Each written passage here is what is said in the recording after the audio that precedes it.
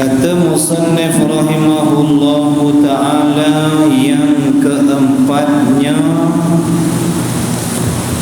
yakni yang keempatnya daripada empat bahagian.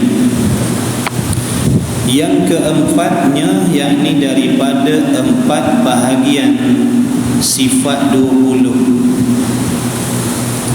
Jadi sifat 20 itu dibahagikan ataupun terbahagi kepada empat bahagian.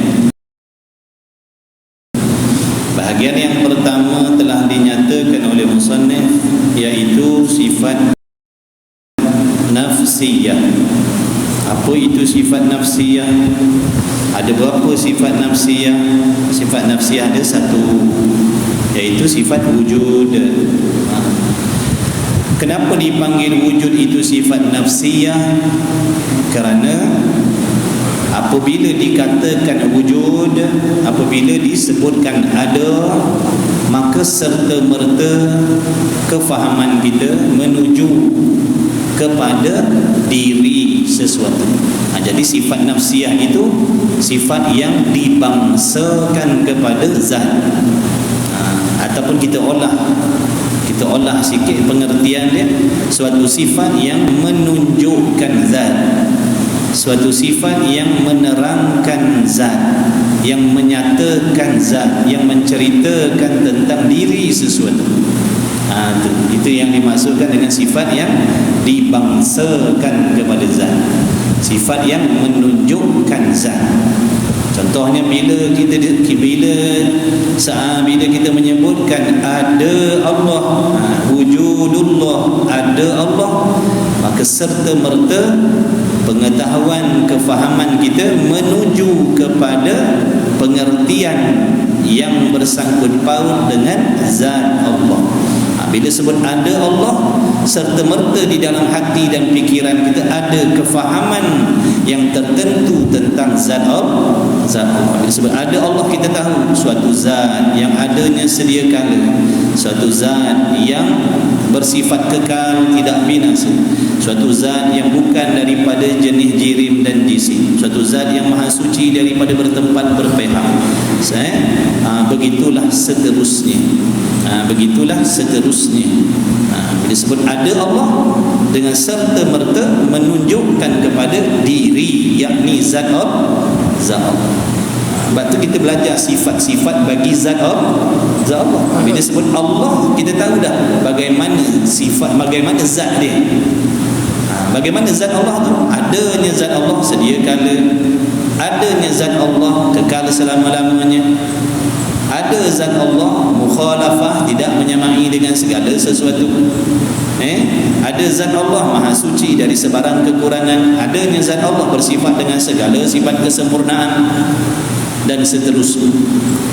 Sebab itu dipanggil ada itu sifat nafsiyah, sifat yang dibangsakan kepada zat, sifat yang dibangsakan kepada diri sesuatu. Zat itu mana diri sesuatu, ataupun suatu sifat yang nak menunjukkan, nak menceritakan, nak menyatakan, nak menerangkan tentang diri sesuatu. Kalau kita kata ada tembikai, ada buah tembikai, serta-merta ada di dalam hati dan fikiran kita diri buah tembikai itu. Bagaimana sifat dia? Bulat, warnanya hijau, warna isinya merah, ada biji-biji, ada butir-butir dalam tu, rasanya manis dan sebagainya. Dia takkan bertukar dengan buah limau, kecuali orang yang tidak mengenal buah tembikai. Yang kedua daripada empat bahagian dipanggil sifat salbiyah, iaitu suatu sifat yang menafikan perkara yang tidak layak dengan Allah. Itu sifat salbiyah, sifat-sifat yang maksudnya menafikan, menidakkan barang yang tidak layak dengan zat Allah. ada berapa sifat salbiyah? Ada 5. Ada 5 daripada qidam, baqa, mukhalafatuhu ta'ala lil hawadith, qiyamuhu ta'ala bi nafsihi dan wahdaniyah. Contohnya qidam. Erti qidam sedia kala. Maksud sedia kala tidak baharu, makna menafikan sifat baharu Allah tu. Apa maksud Allah sedia kala? Maksud Allah sedia kala tidak baharu ataupun tidak ada permulaan. Baqa, terjemah Melayu, kekal Allah Ta'ala. Apa yang dimaksudkan dengan Allah bersifat kekal? Kekal bermaksud tidak binasa. Tidak binasa, menafikan kebinasaan. Menafikan kebinasaan Allah, tidak binasa. Jadi tidak binasa itulah yang dimaksudkan dengan kekalnya Allah. Bukan kekal dengan makna panjang waktu. Bukan maksud kekal dengan makna panjang waktu, bukan kekal zamani. Allah Ta'ala itu zatnya bersifat kekal, yang kekal zati. Kekal zati makna diri Allah Ta'ala itu tidak menerima binasa. Itu maksud kekal zati. Kalau kekal zamani, contohnya macam syurga. Syurga tu kekal zamani. Kekalnya syurga itu bersangkut paut dengan masa yang panjang. Tapi diri syurga itu menerima boleh binasa. Allah boleh binasa dengan syurga itu. Jadi kekal syurga, kekal zamani. Kekal Allah, kekal zati. Apa maksud kekal zati? Zat Allah Ta'ala itu tidak menerima itu maksud kekal zati. Mukhalafatu ta'ala lil hawadith, bersalahan Allah. Apa maksudnya bersalahan? Tidak serupa dengan segala sesuatu yang baharu. Zatnya tidak serupa dengan segala sesuatu yang baharu. Sifat Allah Ta'ala tidak serupa dengan sifat yang baharu. Perbuatan Allah tidak serupa dengan perbuatan yang baharu. Jadi mukhalafah, bersalahan Allah dengan segala sesuatu yang baharu, bermaksud tidak serupa. Ada perkataan tidak telah salbi. Salbi itu makna tidak. Sifat yang dibangsakan kepada tidak. Daripada awal tadi kita terjemahkan maksudnya dengan tidak baharu, tidak binasa, tidak serupa, tidak berbilang-bilang, tidak berhajat, tidak berkehendak. Sebab itu dipanggil salbiyah. Yang ketiga, bahagian yang ketiga, sifat ma'ani. Kenapa dipanggil sifat ma'ani? Sifat ma'ani ada 7, daripada qudrat, iradat, ilmu, hayat, sama, basar, kalam. Jadi 7 tu sifat ma'ani. Apa erti sifat ma'ani? Sifat yang ada dirinya pada zat Allah. Makna diri sifat ma'ani itu wujud dia, ada. Diri sifat ma'ani itu ada. Maknanya kalau Allah Subhanahu Wa Taala nak mentajallikan, Allah Taala nak mentajallikan, nak membukakan hijab, nak menunjukkan sifat kudrat, iradat, ilmu, hayat, sama, basar, kalamnya, maka harus dilihat akan sifat-sifat Allah Ta'ala itu, sifat ma'ani itu. Kenapa harus dilihat? Kerana dia jenis sifat yang ada. Itu sifat ma'ani. Contohnya kita, sifat ma'ani pada kita makhluk. Kita makhluk pun ada sifat juga, sifat ma'ani kita. Tapi tak samalah dengan sifat ma'ani Allah. Contohnya warna putih pada kain. Ni warna putih pada kain. Sifat ma'ani kain. Kain ni zat yang dipanggil jirim lah. Zat makhluk dipanggil jirim, jisim, iaitu sesuatu yang terhasil daripada bahan-bahan yang tertentu, atau panggil jirim, panggil jisim. Bila sebut jirim, bila sebut jisim, makhluk. Bila sebut jirim, jisim, mesti baharu. Bila sebut jirim, jisim, mesti bertempat. Itu sifat jirim.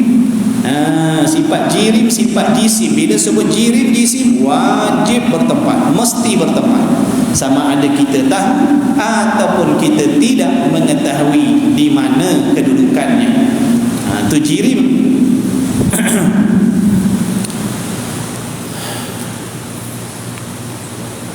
Sesuatu yang terjadi daripada unsur-unsur ataupun bahan-bahan. Zat Allah jangan dipanggil jirim. Zat Allah jangan dipanggil jirim. Zat Allah tu bukan terjadi daripada bahan-bahan. Maha suci zat Allah daripada bahan-bahan. Kalau zat Allah, diri Allah itu ada bahan-bahannya, maka dipanggil Allah itu berjirim, berjisim. Bila sebut Allah itu berjirim, berjisim, tentulah Allah Ta'ala itu bertempat. Oleh yang demikian, oleh dengan sebab itu, akidah kita ahli sunnah wal jamaah menolak fahaman-fahaman yang mengatakan Allah Ta'ala itu bertempat. Fahaman kita, akidah kita ahli sunnah menolak sekeras-kerasnya fahaman yang mendakwa Allah Ta'ala itu bertempat. Kita tak terima fahaman itu. Tuhan duduk di langit, Tuhan duduk di langit ketujuh, Tuhan bersemayam di atas arasy, Tuhan turun di langit dunia. Itu semua fahaman-fahaman yang merosakkan akidah. Kenapa merosakkan akidah? Kerana menyamakan zat Allah seperti jirim dan jisim. Hati-hati. Tuan-tuan nak mengaji tafsir, mengaji hadis, hati-hati.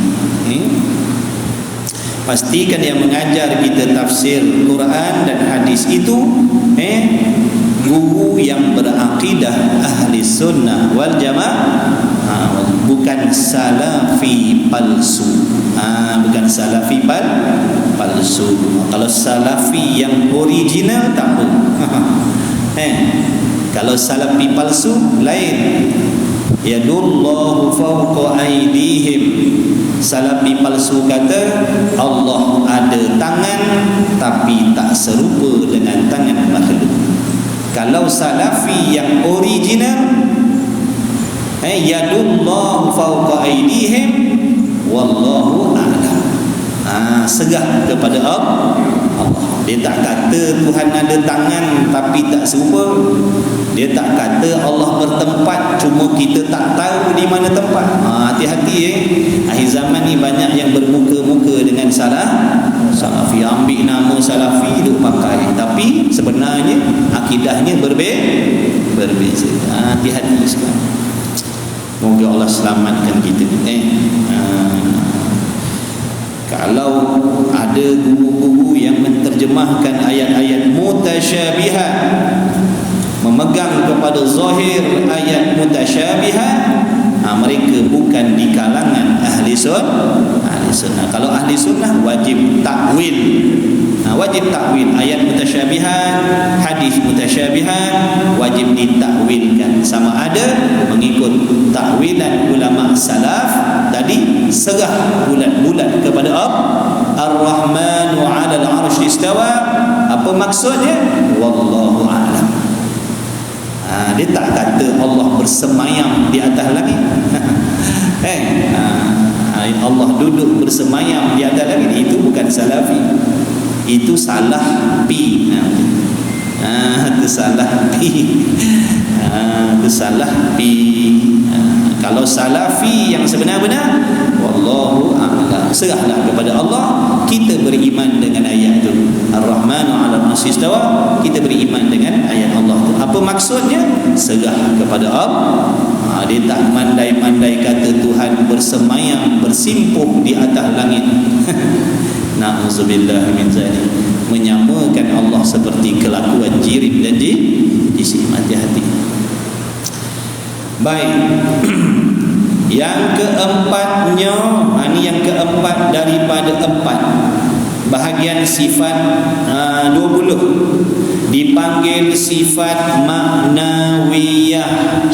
Sifat maknawiyah, sifat yang dibangsakan ataupun sifat yang terbangsa kepada ma'ani.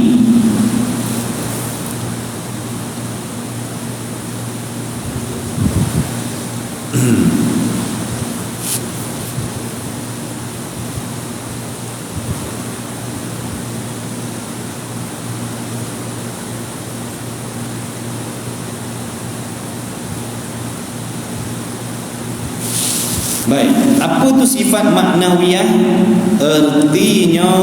Arti sifat maknawiyah yang bangsa ma'ani. Sifat maknawiyah adalah sifat yang terbangsa kepada ma'ani, sifat yang tersandar kepada ma'ani. Wahyal halu thabitu lidzati ma damatidz dzatu mu'alladatan bi'illatin. Suatu keadaan yang tetap bagi zat selama mana ada zat lagi dikeranakan dengan sesuatu kerana. Ataupun mudahnya kita kata maknawiyah ni suatu sifat yang berlaziman dengan sifat ma'ani, satu sifat yang tidak boleh terpisah daripada sifat ma'ani. Ada ma'ani menunjukkan mesti adanya maknawiyah. Adanya ma'ani menunjukkan mesti ada maknawiyah, sebab ma'ani dan maknawiyah tak boleh pisah. Ma'ani contohnya kudrat. Kudrat tu ma'ani. Maknawiyah adalah yang sifat yang melazimi sifat ma'ani. Kudrat tu di zat Allah. Kita dah buat contoh hari itu, tak apa kita ulang balik secara ringkas, secara ringkas untuk mendekatkan faham. Contoh kain ni tadi, kain ni namanya zat jirim. Warna putih ni sifat ma'ani, sifat yang ada sungguh-sungguh. Baik, sifat maknawiyah itu apa pula? Sifat maknawiyah itu adalah suatu sifat yang melekatkan putih ni pada kain. Itu maknawiyah. Suatu sifat yang membolehkan warna putih duduk pada kain. Itu maknawiyah. Kalau tak ada maknawiyah, putih tak boleh duduk pada kain. Jadi ada tiga lah kat sini. Diri kain, cerita lain. Warna putih, cerita lain. Maknawiyah, cerita lah. Jadi ada tiga benda kat sini. Diri kain satu, warna putih sifat ma'ani satu, kemudian sifat yang melekatkan putih di kain yang dipanggil maknawiyah.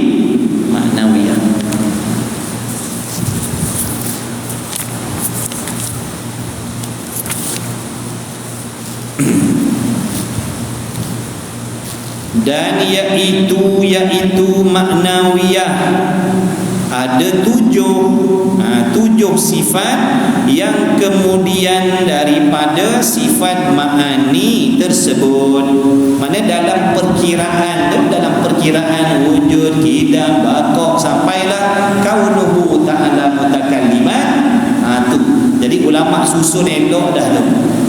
Nombor satu wujud, nombor dua qidam, nombor tiga baqa'. Itu ada alasan dia.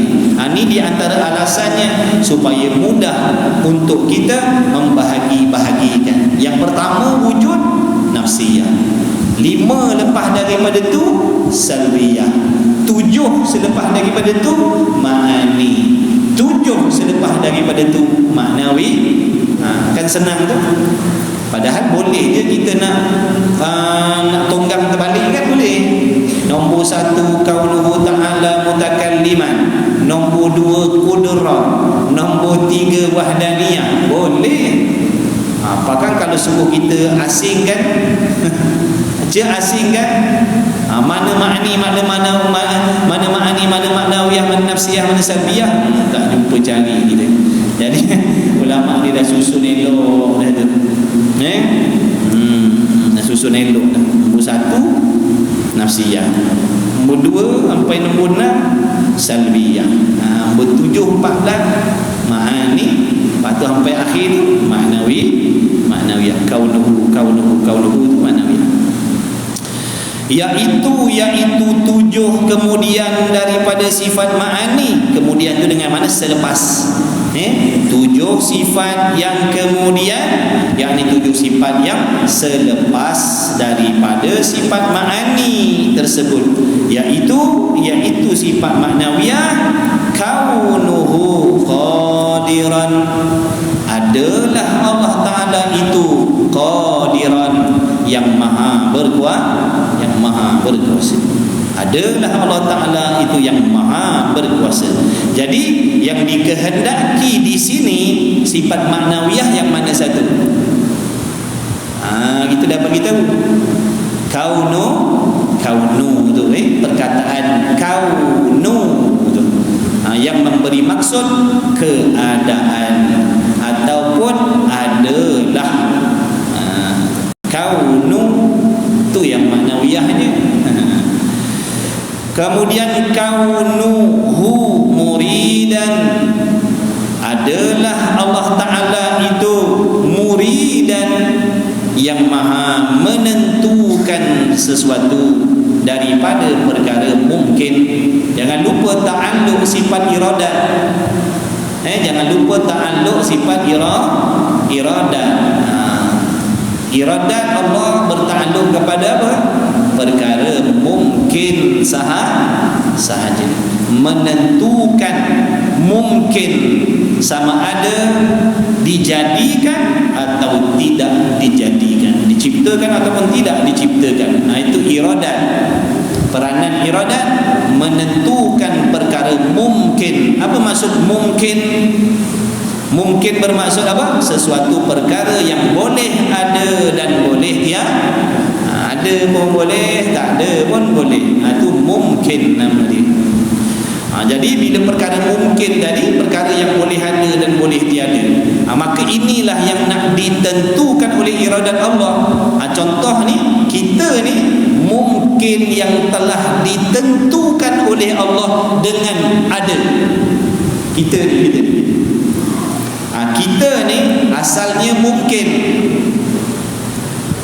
ni boleh ada, boleh tak ada. Sedia kala lagi kita ni boleh ada, boleh tak ada. Allah wajib ada, tu beza. Allah wajib ada. Kita ada pun boleh, tak ada pun boleh. Tiba-tiba dengan kehendak Allah menentukan, mengadakan kita, menciptakan kita. Ni yang kita ada. Ni yang kita ada. Jadi adanya kita ini kerana ditentukan oleh Allah. Seandainya Allah tidak menentukan adanya saya dan tuan-tuan semua, nescaya kita tidak akan wujud. Kita tak akan ada. Jadi adanya kita ni ditentukan oleh Allah. Allah tentukan kita ada. Kalau Allah tidak menentukan kita ada, duduklah kita di dalam hal keadaan tiada sampai bila-bila. Tu kita ni namanya mungkin yang telah diciptakan. Bila mungkin itu diciptakan oleh Allah, panggilannya jadi bertukar. Nak panggil apa? Makhluk. Mungkin yang Allah dah ciptakan, tukar panggilannya. Tak panggil mungkin dah. Kita ni panggil makhluk. Apa maksud makhluk? Mungkin yang telah diciptakan oleh Allah. Benda yang akan datang besok benda yang akan datang, contoh. Dah berlaku belum besok? Belum. Besok tu namanya mungkin. Boleh jadi ada besok, boleh jadi tak ada dah kita besok. Mungkin ni. Tiba-tiba besok Allah ciptakan sesuatu, ada perkara tu, namanya mungkin yang dah diciptakan oleh Allah, dipanggil makhluk. Anak-anak kita, zuriat kita yang dah ada, panggil makhluk.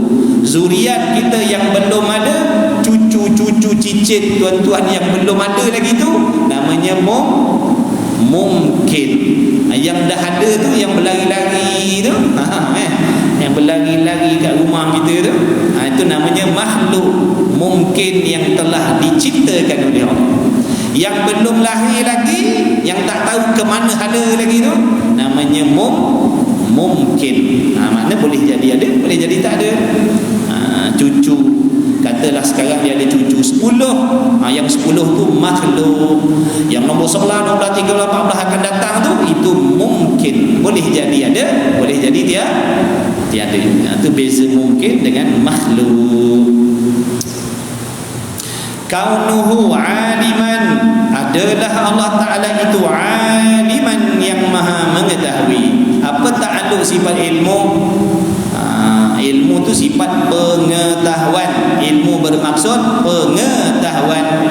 Apa yang termasuk di bawah ta'aluk sifat ilmu Allah? Yang termasuk di bawah ta'aluk sifat ilmu Allah ialah segala perkara yang wajib, segala perkara yang mustahil, segala perkara yang harus, segala-galanya ini telah ada ataupun dita'aluk oleh pengetahuan Allah. Ta'aluk ilmu Allah ni umum. Yang wajib, segala hakikat perkara yang wajib. Contohnya hakikat zat Allah Ta'ala. Bagaimana hakikat Allah Ta'ala itu ada di dalam pengetahuan Allah. Bagaimana hakikat segala sifat-sifat Allah ada di dalam pengetahuan Allah. Itu maksud Allah Ta'ala mengetahui tentang perkara yang wajib. Allah tu wajib, segala sifat-sifat Allah tu wajib. Jadi Allah sendiri yang mengetahui hakikat dirinya dan hakikat sifat-sifatnya. Kalau syaitan, contohnya kalau syaitan duk bisik dalam hati kita, dia kata macam mana Tuhan kau ni, ada ke tidak Tuhan kau ni, begini pun bukan, begitu pun bukan. Dia nak berwas-waskan, membisikkan was-was dalam hati. Ada ke Allah ni, dibisik dalam hati. Dah kalau ada, berwarna pun tidak, berbentuk pun tidak, berjirim pun tidak, berjisim pun tidak, bertempat pun tidak, sangkut paut dengan masa pun tidak. Ya ke? Betul ke ada Tuhan ni? Kalau dibisik dalam hati, macam mana nak jawab? Kalau tak belajar, berat lah. Silap diterima lah. Boleh jadi tak ada pun. Jadi kafir dah masalah. Orang ada ilmu boleh tolak. Orang dah belajar dia boleh tolak. Dia akan jawab bagaimana? Tidak ada yang mengetahui hakikat zat dan sifat Allah melainkan Allah sendiri. Kita makhluk tak tahu. Syaitan, wahai syaitan, engkau pun tak tahu hakikat zat dan sifat Allah, kerana kau pun makhluk sama macam aku juga. Itu jawab. Lain kali dia tak datang lah. InsyaAllah dia kata malah nak dakwah orang, nak kempen, dia tahu. Baik dia kempen orang tak tahu. Bila dia kempen orang tak tahu, kompom terima. Itu yang kita takut tu, bahaya tak ada ilmu. Ngaji lah, ngaji. Sementara ada masa, ada umur, ngaji lah. Time cari duit, time ngaji. Kalau dalam hidup kita dah macam tu, betul dah tu. Waktu cari nafkah dah ada, waktu belajar ilmu akhirat untuk kita jadikan panduan amal ibadah kita, betul ataupun tidak, cukup dah tu. Bekerja dah, tak ada masalah. Betul dah cari hidup atas dunia macam tu, betul dah. Waktu bekerja dia ada, waktu menuntut ilmu pun dia ada. Dia tak tinggalkan waktu menuntut ilmu. Kenapa? Kerana majlis ilmu ni sangat penting untuk diri dia agar dapat dia memastikan amalan yang dibuat itu bertepatan seperti mana yang diperintah oleh Allah. Jadi kalau sebut pasal semayang, dia tahu semayang. Walaupun dia bekerja, walaupun dia berniaga, tapi bab solat, betul solatnya. Kenapa? Dia ada masa belajar tentang sembahyang, syaratnya, rukunnya, dia tahu. Apa yang mengesahkan, apa yang membatalkan, dia tahu. Kalau sembahyang berjamaah, masbuk muafiq, dia pandai. Bab haid nifas, dia tahu. Sebab dia tidak ketinggalan menuntut ilmu meskipun dia mencari rezeki. Kata ulama, kalau dah begitu cara hidupnya atas dunia, betul dah, tak apalah. Nak kaya macam mana, silakanlah. Yang tak maunya, habis masa digunakan untuk mencari rezeki. Pagi, petang, siang, malam, tiap hari, tiap minggu, tiap bulan, tiap tahun, dari muda sampai tua, cari dunia semata-mata, majlis ilmu tak hadir, habislah dah. Macam mana amalan yang kita buat tanpa berpandukan ilmu? Ulama dah bagi tahu dah, orang yang beramal tanpa ilmu, amalannya tak diterima oleh Allah walaupun banyak sekali. Imam Ghazali kata, seandainya kita boleh beribadat seperti malaikat, tak berhenti beribadat, tak berhenti semayang, tak berhenti puasa, tak berhenti baca Quran, tapi tanpa ilmu, bukan dengan belajar, semuanya tidak akan diterima oleh Allah. Yang mengaji ini pun belum tentu lagi Allah terima. Kita yang mengaji ini pun belum tentu Allah terima lagi amalan kita. Apa pula nasib yang tak mengaji dah? Jadi mengaji dah, mudah-mudahan Allah bagi kita petunjuk, pedoman agar amalan kita selamat betul. Kaunuhu aliman, itu ilmu. Segala-gala yang ada diketahui oleh Allah. Benda yang dah ada sedia kala dalam ilmu Allah. Benda yang bersangkut paut dengan makhluk, dengan alam, dengan benda baru, semuanya di dalam pengetahuan Allah. Yang zahir, yang gaib, semua dalam pengetahuan Allah. Yang ada Allah tahukan ada, yang tiada Allah tahukan tiada, yang dah binasa Allah tahu dah binasa, yang lagi akan diciptakan oleh Allah, Allah tahu benda tu lagi akan dijadikan oleh Allah. Tu nikmat syurga yang tak berkesudahan tu, semuanya ada di dalam pengetahuan Allah. Ilmu Allah tu meliputi, terperinci satu persatu dalam pengetahuan Allah. Tadi hujan, petang tadi hujan. Ada berapa banyak titik-titik hujan yang turun di dalam pengetahuan Allah? Berapa? Ada berapa titik hujan yang turun hari ini? Allah tahu berapa jumlah. Dalam tahun ni berapa banyak titik hujan yang turun atas muka bumi di dalam pengetahuan Allah. Ada berapa banyak makhluk Allah di dalam lautan yang luas tu, dalam pengetahuan Allah. Tak ada yang terselindung daripada ilmu Allah. Ni hati kita ni sekarang ni, apa barang yang ada dalam hati kita, sifat baik, sifat tak baik, Allah tahu. Dalam hati kita ada hasad sikit-sikit, dalam hati kita ada riak sikit-sikit, dalam hati kita ada dendam sikit-sikit, ada dengki sikit-sikit, ada ujub, semuanya di dalam pengetahuan Allah. Kita tak boleh lari. Jadi orang-orang yang sebenar-benar mengenal Allah tu, dia takut sangat-sangat. Sebab tu mereka tak berani nak simpan penyakit hati. Dia tak berani simpan, tak berani. Sebab apa? Allah tahu sekecil apapun takabur yang ada dalam hati diketahui oleh Allah. Sebab tu mereka tak berani nak simpan. Kita simpan, kita bangga dengan penyakit tu. Kita rasa seronok, kita rasa megah, kita rasa puas hati. Di dalam hati kita ada macam-macam penyakit. Bukan takut, bangga.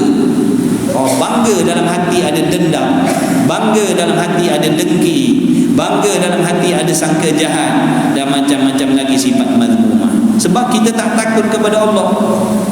Orang yang takut kepada Allah, dia tak simpan benda tu. Sebab benda tu dimurkai Allah.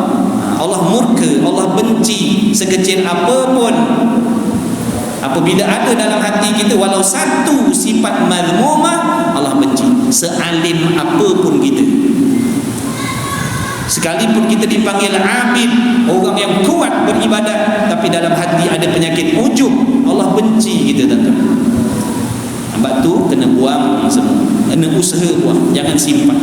Kalau kita mati bawa penyakit ni, na'udzubillah min dzalik, mati kita membawa penyakit yang dibenci oleh Allah. Ataupun dalam solat kita, Nabi SAW solat, kita disuruh, diperintah oleh syarak supaya mencontohi solatnya Nabi Muhammad SAW. Tapi kebanyakan kita hanya mencontohi akhlak yang zahir di dalam sembahyang Nabi SAW. Rukuknya, qiyamnya, i'tidalnya, bacaannya, pakaiannya. Tetapi hati kita tidak bersifat, tidak berakhlak seperti akhlaknya hati Nabi sallallahu alaihi wasallam. Betul ke tidak? Kita hanya tiru zahir. Nabi, ketika Nabi SAW semayang, hatinya suci dari sebarang penyakit. Betul ke tidak? Ke Nabi bawa penyakit hati? Bukankah Nabi itu maksum? Bukankah Nabi itu bersifat amanah? Apa maksud amanah? Tidak melakukan sebarang dosa dan maksiat zahir ataupun batin. Cuba kita tengok pula diri kita. Zahirnya ikut dah, qiyam, rukuk, i'tidal, baca gini, baca gitu, lagu gini, lagu gitu.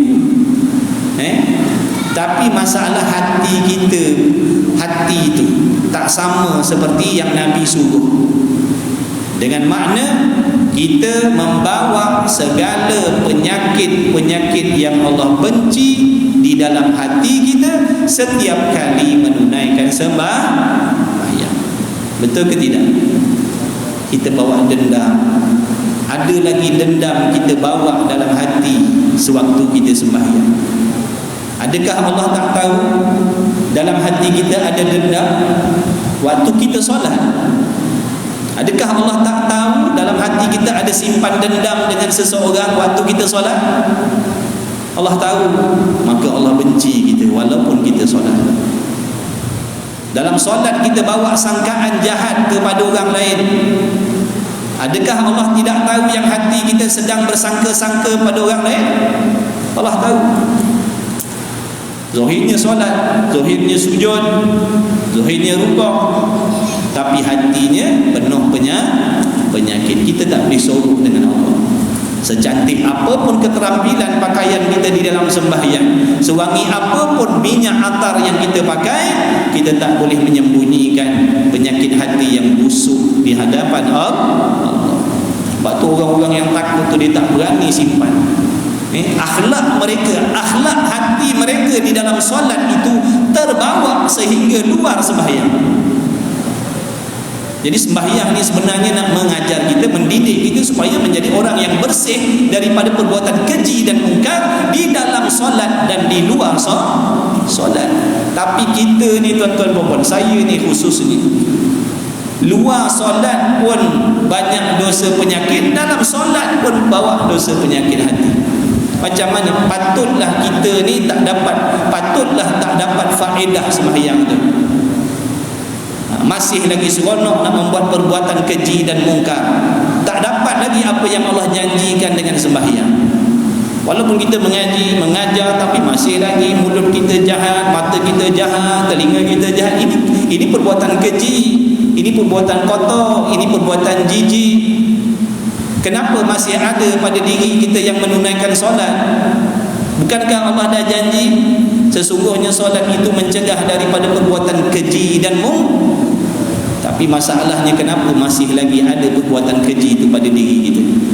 Ini yang kita nak kena cari balik, semak balik mana salah silap kita. Boleh jadi khusyuknya tak sempurna, boleh jadi niatnya tidak ikhlas. Semak balik, cari balik. Itu ilmu Allah, kita tak boleh sorok. Semuanya akan dibongkar oleh Allah. Nanti di hari kiamat Allah akan bongkarkan segala apa yang ada dalam hati kita, Allah akan bongkarkan, dan Allah akan memberi balasan. Orang nampak kita baik tapi Allah tahu siapa kita. Kita tidak ada rahsia di antara kita dengan Allah. Tak ada rahsia di antara kita dengan Allah, tak ada rahsia. Semua nyata pada ilmu Allah.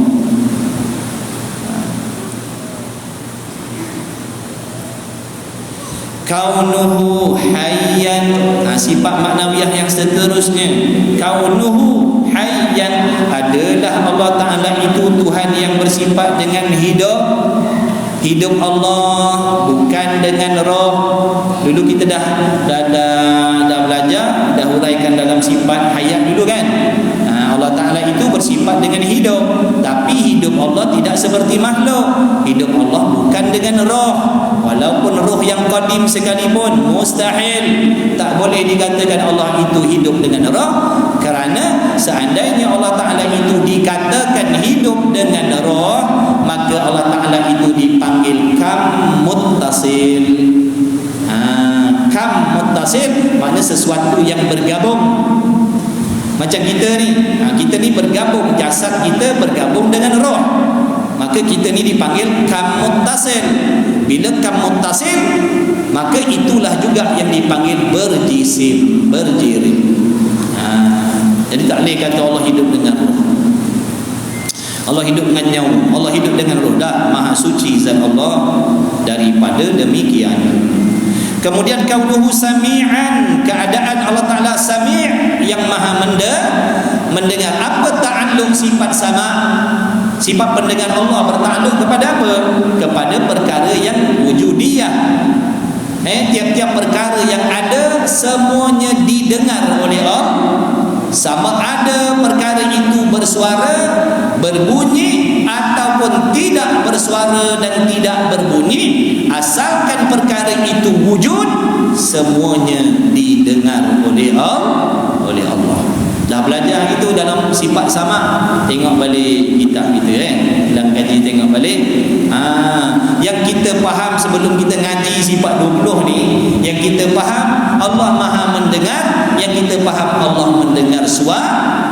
Tu je yang kita faham. Allah maha mendengar, apa maksud? Allah mendengar segala suara. Tu saja. Kalau begitu salah. Kalau Allah hanya mendengar suara, maka serupa dengan makhluk. Bila kita dah ngaji sifat 20 ni, dihuraikan tentang sifat sama pendengar Allah, baru kita tahu dan kita faham dan kita beriman bahwasanya setiap segala sesuatu yang ada semuanya didengar oleh Allah. Tak peduli suara ataupun tidak, berbunyi ataupun tidak, semua nyata pada sifat pendengar Allah. Kemudian kaunuhu basiran, keadaan Allah Ta'ala yang maha melihat. Sama takluknya sama-sama. Basar tu bertakluk kepada perkara yang wujud, perkara yang ada. Dan kaunuhu mutakalliman, yakni keadaan Allah Ta'ala yang maha berkata-kata, yakni berfirman. Dah hurai dulu sifat kalam, tengok balik sifat yang ke-13 tu. Sifat kalam, yang dimaksudkan kalam di sini adalah kalam ismi. Apa kalam ismi? Sifat penutur yang ada pada zat Allah sedia kala lagi, yang tidak menyamai dengan segala sesuatu. Bukan berbunyi, bukan bersuara, bukan berhuruf, bukan bermakhraj, bukan kuat, bukan perlahan, bukan dulu kendian, dan bukan daripada segala-galanya mukhalafah. Bukan berbahasa, bukan ada bahasa-bahasa tertentu, tidak. Itu sifat kalam Allah. Dan dibilang sifat itu, sifat yang tersebut itu, yakni sifat maknawiyah, ialah kaunuhu artinya keadaan. Kaunuhu itulah yang maknawiyahnya. Maka kaunuhu atau keadaan itulah yang melazim ataupun yang melekat ia, yang tak boleh berpisah, yang tak boleh berasing akan sifat-sifat ma'ani di zat Allah. Sifat ma'nawiyah itu tak boleh berasing dengan sifat ma'ani.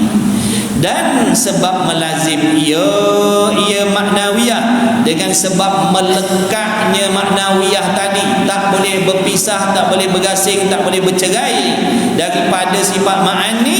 Itu maksudnya, dan sebab melazim ia akan sifat ma'ani, itulah itulah sebabnya dinamakan sifat maknawiyah. Adapun qadirun, muridun, hayyun, sami'un, basirun, mutakallimun, itu bukanlah ia yang tersebut sifat. Bukan. Bila dikatakan qadirun, muridun, ataupun qadiran, muridan, hayyan, sami'an, itu bukan sifat. Itu bukan sifat. Kenapa pula tu? Bahkan kena kepada zat Allah Ta'ala tu sendiri. Baik, qadir, kita kata qadirun, terjemah Melayu apa?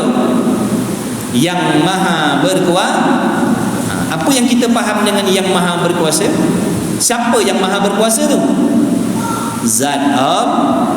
Bila kita kata yang maha berkuasa, yang maha berkuasa itu menunjukkan kepada zat Allah. Contoh saya kata yang putih, siapa yang dimaksudkan dengan yang putih? Kain. Nampak tak? Putih warna, sifat. Tapi bila sebut yang putih, sifat ke kain? Kain. Bila sebut kudrat, perkuasa, sifat ke apa? Perkuasa, sifat. Yang berkuasa yang berkuasa itu Allah, yang mendengar itu Allah, yang mengetahui itu Allah, yang melihat itu Allah. Itu maksud. Sebab tu dia kata qadirun bukan sifat. Qadirun itu zat Allah. Muridun bukan sifat. Muridun itu zat Allah yang bersifat dengan iradat. Hayyun itu bukan sifat. Hayyun itu zat Allah yang bersifat dengan hayat. Begitulah seterusnya. Demikian juga kaunuhu yang bersekapuh, yakni yang bercantum dengan qadirun hingga akhir, maka itu bukanlah sifat maknawiyah, bahkan kena kepada thamaratus sifat, yakni kegunaan ataupun jasa bagi sifat yang diijma' akan dia thamaratus sifat oleh ahli sunnah dan mu'tazilah. Muafakat, kita ahli sunnah beriktikad Allah itu Tuhan yang maha mengetahui. Mu'tazilah pun macam tu. Mu'tazilah pun iktikad Allah maha mengetahui. Mu'tazilah juga iktikad Allah maha mengkehendaki. Yang khilaf di antara kita dengan Mu'tazilah ialah kita ahli sunnah wal jamaah mengiktikadkan bahawasanya zat Allah Ta'ala itu memiliki sifat-sifat yang tertentu. Adapun Mu'tazilah, dia menolak Allah Ta'ala itu bersifat.